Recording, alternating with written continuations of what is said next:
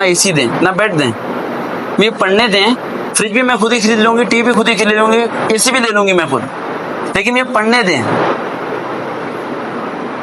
پڑھنے کا کیا فائدہ ہوگا؟ کچھ دنوں پہلے اسلام آباد سے ایک لڑکی کی مجھے کال آئی، اس نے کہا کہ میرے 2 بچے ہیں، میرے ہسبینڈ نے مجھے ڈیورس دے دی ہے، ہماری لڑائی جھگڑے بہت زیادہ ہو گئے ہیں، اب میں کیا کروں؟ والد صاحب بیمار ہیں، والدہ ویسے بیمار رہتی ہیں، بھائی کو کہہ نہیں سکتی، وہ دے تو دے گا لیکن تانے مارے گا بعد میں، کب تک دے گا؟ آج کل پرسوں سے اب تک۔ میں نے کہا کیا تعلیم ہے تمہاری؟ کہتی بی اے پاس ہوں۔ میں نے کہا آن لائن پڑھاؤ، گھر بیٹھ کے آن لائن پڑھاؤ۔ اس ٹائم وہ آن لائن پڑھا رہی ہے، 25 سے 30 ہزار کما رہی ہے، کیا وہ گناہ کر رہی ہے؟ کیا اسے اتنا بھی حق نہیں دینا چاہتے کہ وہ اپنے پاؤں پہ کھڑی ہو سکے؟